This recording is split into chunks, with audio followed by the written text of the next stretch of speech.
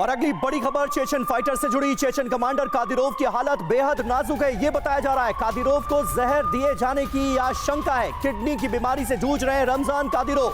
Putin ने Kadyrov के बेटे से मुलाकात भी की है।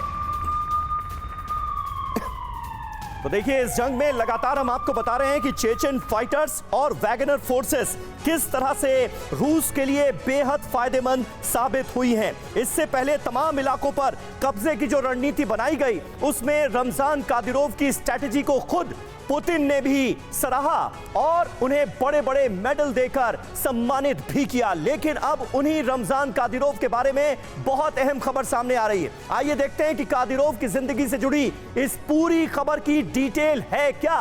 कादिरोव को क्या वाकई जहर दिया गया है?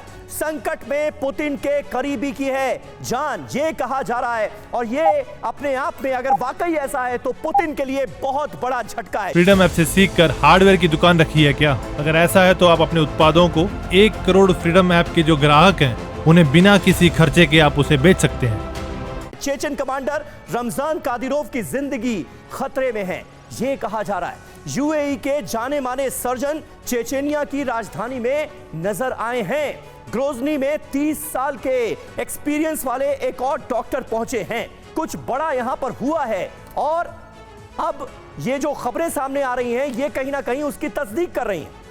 कादिरोव को जहर दिए जाने की खबर है। कादिरोव में जहर दिए जाने के लक्षण पाए गए। जहर की वजह से किडनी खराब होने की आशंका है। यह खबर सामने आ रही है कि जिस तरह का जहर दिया गया है, उसने डायरेक्ट किडनी पर वार किया है, किडनी पर असर हुआ है। पुतिन ने रमजान कादिरोव के बेटे अखमत कादिरोव से भी मुलाकात की है।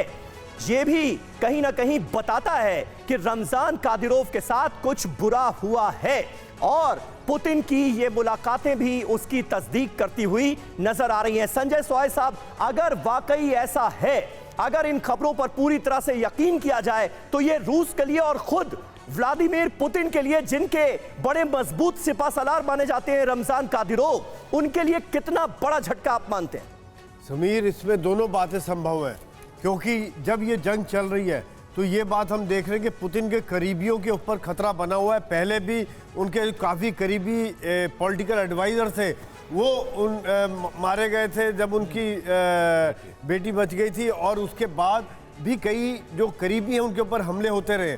यहाँ पर ये कहना मुश्किल है कि इस खबर में कितनी सच्चाई है। और संजय सॉय साहब, आप जिसका जिक्र कर रहे हैं, जो रूसी राष्ट्रपति व्लादिमीर पुतिन के मेन एडवाइजर हैं अलेक्जेंडर, उनकी पत्नी को मार दिया गया था और उसमें भी यूक्रेन का नाम सामने आया था कि यूक्रेन की तरफ से हमला हुआ रूस के अंदर घुसकर।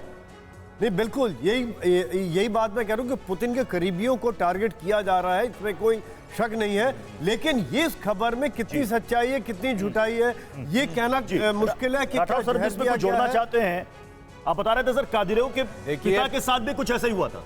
कादिरोव क्यों इंपॉर्टेंट है पुतिन के लिए? कादिरोव की जो पर्सनल आर्मी थी, उसने मारिउपोल जीत करके पुतिन को दिया। कादिरोव के फादर जो चेचन के राष्ट्रपति थे, उनका भी असैसिनेशन हुआ था बम ब्लास्ट में।